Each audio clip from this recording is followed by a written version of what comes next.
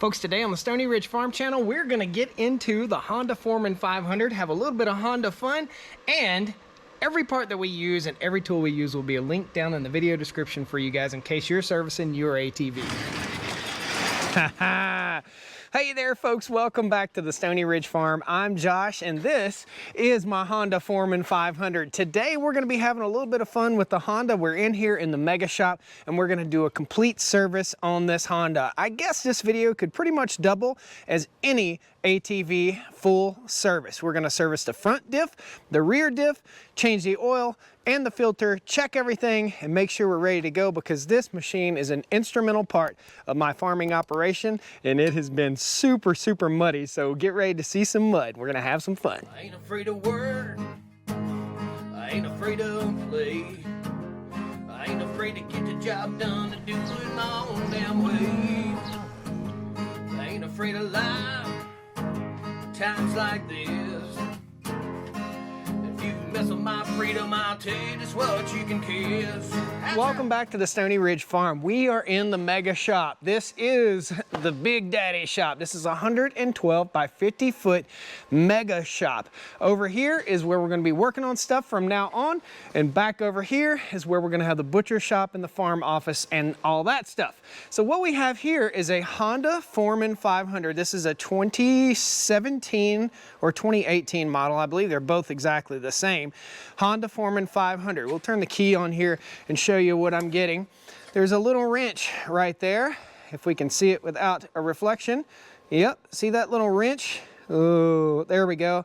It says 2, which means major service time. We're just about full of fuel. We'll hit this button right here. It'll tell us we have 1,282 miles and 269.1 hours. We have gone over on our service on this thing. I need to get the oil changed in it and I've been struggling with really bad weather. Now, out here is another Honda. I ride red, I bleed red. I love the Honda, man. This is the Honda Pioneer 1006 for 2023. It's not mine yet. It's a borrowed machine from Honda. It's really nice. We'll do a full comprehensive review of this critter. It's the 1006, meaning it has seating for 6 people in that machine. Now you can see all the water puddled up here outside the mega shop. It has been a struggle. I have rinsed off this Honda Foreman at least 4 times now, pulled it in here, parked it, and then I had to take it back out and feed the cows because this is the most instrumental vehicle that we have here in the wintertime on the farm. Every day, twice a day, I'm rolling out hay to the cows out in the cow pasture. So without further ado, here's what we're gonna do. This is my oil change area. I have a bin right there with all my oil change goodies. This is a really cool thing I want to show you guys before we even get started. This is from Vivor. And this is, one just fell out, 30-piece oil filter wrench set. I don't need that for this job right here. And that just fits right in there, locks into place, just like so. I won't need this for this job, but I will need it for that job, that job, that job, this job, this job, this job, and everything else that I need to change oil in on the farm. That thing's pretty cheap. I'll post a link down to it in the video description. This is also what I'll be using for draining my oil. This is an oil pan drain setup, and I'll pull it right up under the machine. I'll drain every bit of my oil out. It has a cool little cage that'll catch the oil drain plug, so I never have to worry about dropping it in my oil. There's a pump right there. We'll pump it into a bucket, and we'll take it to the auto parts store and recycle our oil and be responsible. I use Gen 4, GN4 Honda oil, genuine Honda oil always in this machine, GN4, and this is a genuine Honda filter that we're going to use. We're also going to be using Lucas oil synthetic in the gearboxes in the front and the rear. We'll just slide, these are called Rhino ramps. Rhino ramps, that gets me up high where I can work on the machine.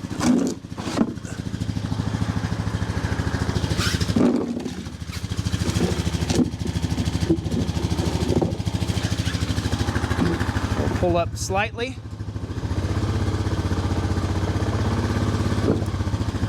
Lock the brake.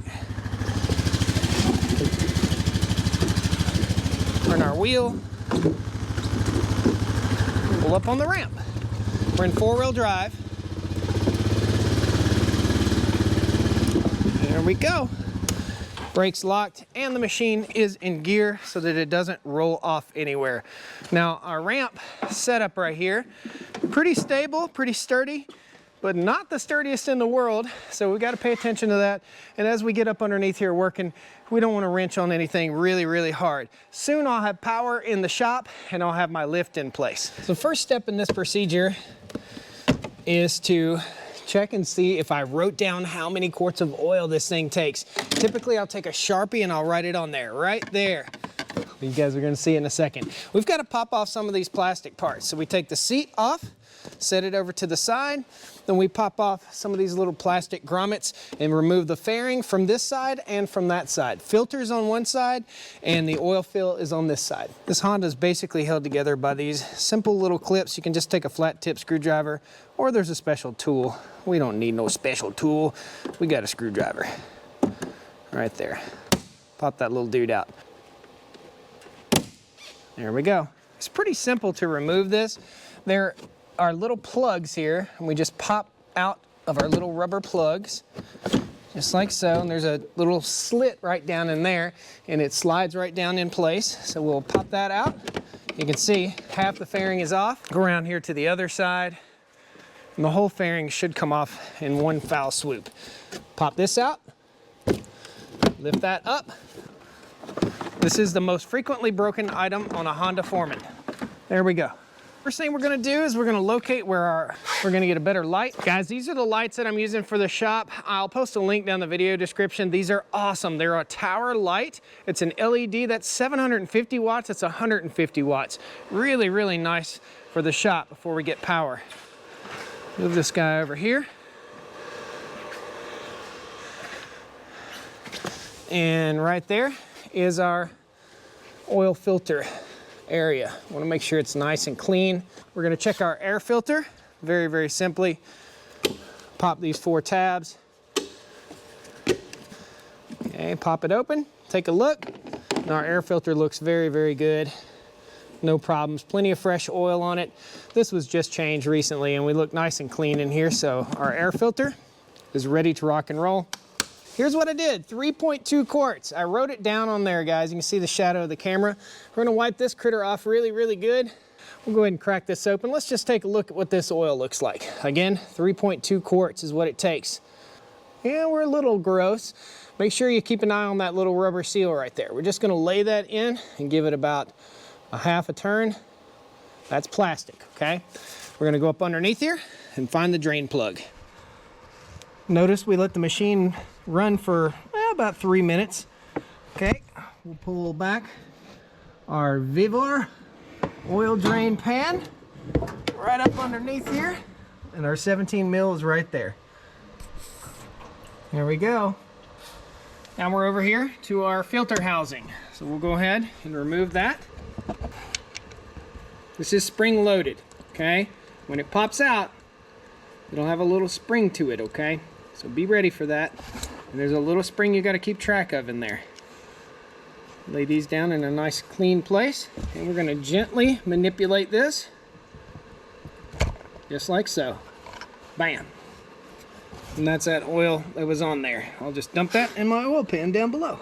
Honda makes it pretty idiot proof. This side out, says it on there. Okay, that's it. This side towards spring. Spring is right in there. Set that filter in place right there. You want to check and make sure that this little dude right here, this is a little O-ring. Make sure that that's in good shape. Wipe it down a little bit. And then we also want to take a close look at the seal and the O-ring on this cover. Make sure it's in good shape also. Okay, see it got pinched just a little bit right there, but it hadn't caused any problems. Wipe it back clean, reinstall just the way it came off with a little force because it is spring loaded. Hand tighten, and we'll snug it up with the wrench. We can go ahead and refill our oil, and then we'll start working on our diff. We're going to go ahead and replace our oil drain plug, but before we do that, take our finger, take our rag, and we're going to wipe around in here. Make sure we don't have any contaminants, and we also cleaned our oil drain plug. Pop that guy in there, Finger tight. Don't gorilla this thing, just barely snug it. Boop, that's all we need. We'll also walk right over here to the other side, and we're gonna write 8mm. Right here where I didn't wipe oil. 8mm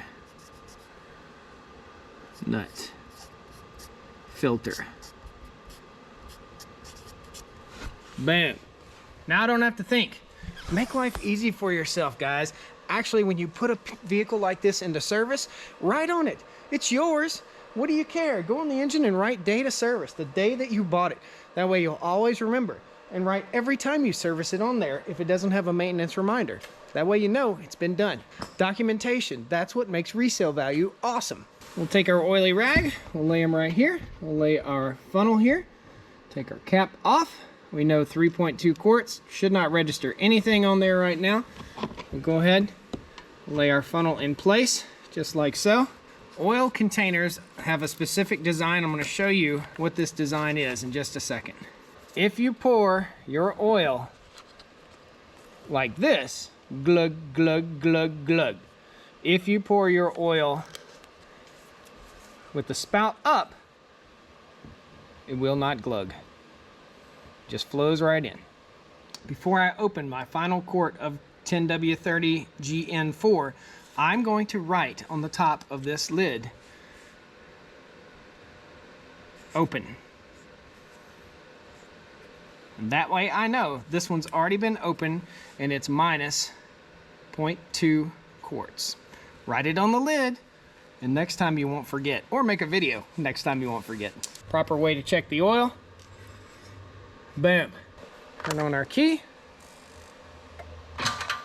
Start it up. Good deal. Now our little wrench is still showing right here. Here's how we get rid of the wrench. Hit the button, turn the key on. Watch the wrench. Gone. Good to go. Now we do the diff. The diff is a little more complex, but it's fun. Front diff first. This is the hardest one. Underneath is a drain plug, and that's a 10mm drain plug. We'll undo that drain plug right after we loosen the 17mm fill plug at the very top. And we are using, again, Lucas Oil Synthetic 75W90 gear oil, trans and diff, and this is high-poid gear oil. That's what it calls for. It actually calls for 80 weight high-poid gear oil, but I could not find a local source for that, and I'd have to order it online, and I need to get this done today, so this will do. This is gear oil, trans and diff lube from Lucas Oil. Good stuff, very good stuff. Now, for introducing the gear oil into our gearbox, I bought this tubing. This little tube right here, I'll show you. This is gonna make it super simple. It won't need a funnel. Take the cap off, and we'll slip this tube on top of our gear oil bottle, just like so. Okay, so it's depressed on there. And now all we have to do is flip this over. You can just go ahead and see it, and squeeze it in, okay? And then when we get ready, we'll save this for next time. We'll put our cap back on, and we'll have all this stored together in the Honda box. There's a little box that I use, a little storage tote that has everything related to Honda side-by-sides and four-wheelers. Very cool little trick, and I'll show you how it works here in a second. Here is our fill plug. Loosened. Might get a little bit of oil out of there. That's what she looks like. Make sure that gasket's in good shape. Set it in a nice, safe place. So you guys know there's a little line right there. That is a breather line, okay? So if you accidentally overfill it or pressure builds up, that will relieve the pressure, okay? In case you're worried about overfilling. Now, we'll go ahead underneath here, and we'll take out our drain plug. Oh yeah, this is the first time it's been changed since this machine was bought brand new. And I bought it, it had 100 hours on it, I do believe. Take it away. Oh, and that stuff looks golden, looks awesome. Give it just a minute to drain out. I can smell it. It smells a little bit burnt. Doesn't look too bad though. The draining is starting to drip instead of drain, so we'll reach back in here, then gently torque it. There we go. Find our hole, flip our bottle, give her a squeeze. We want it to just about start dripping out of the top of this fill hole. Once it starts doing that, we'll release the bottle and it'll draw the fluid back up through the tube. It's less than half a quart, I do believe. Whee! It is very important that you mash this thing on there appropriately and don't get oil all over everything. Go, man. I think we're gonna put a clamp on that so it stays put. It just it's very good lubricant. It lubricated itself right off the end of there. Oh man. Snug it up. And we are done. Good to go. Final pro tip, guys. If you don't own one of these in your shop, get one now, today. I'll post a link to this critter. It's worth it. Your shop is well worth the $100 or so that one of these costs. This is an oily rag bin, and that's where all the oily rags go. Depress the foot, bam, opens up, oily rags go in there. They will spontaneously combust when hit by sunlight. Buy yourself an oily rag bin. You need it in your shop. We're gonna go ahead and move back here to the rear. We'll slide our oil pan under here. There is a fill plug right here on the top. Okay, we'll take that loose. There is a fill to plug right here, okay? So we'll take this loose, we'll take that loose, we'll drain the oil, and then we'll fill until it starts pouring out of that. This is a plastic guard right here. You really don't have to remove it in order to accomplish this job. Got ourselves a 10 mil here. Pop it loose. 17 up top again. Another 10 mil down here. Ooh, that's nasty. That's some nasty stuff right there. It needed to be changed. We'll wipe this off good. Takes about 2 minutes to drain this completely out. Take our ratchet, our socket, and we'll load this guy up. Slip him back in there. Hand tighten. Snug her down with our ratchet. Very, very gently. If you hear crunching, you know you're messing up. There we go. All this stuff is either aluminum or magnesium, so we gotta be careful. We're gonna take our Lucas oil, we're gonna fill until we see oil come out of the fill hole right down there. And it's pouring out pretty significantly here. We wanna wait until it almost stops pouring. We'll go ahead and replace our cap. Very carefully, not to cross thread. Give it a light snug up. I think this only takes about 0.22 quarts. Not much. So all we have is a little dribble going right now. We'll give her a good wipe down. We'll get her started with our hand. Again, if you feel grit, you ain't doing it right, so you better rethink what you're doing. Snug it up. Little crush washer there. Here's the extra part. 17 millimeter and 10 millimeter. Boom.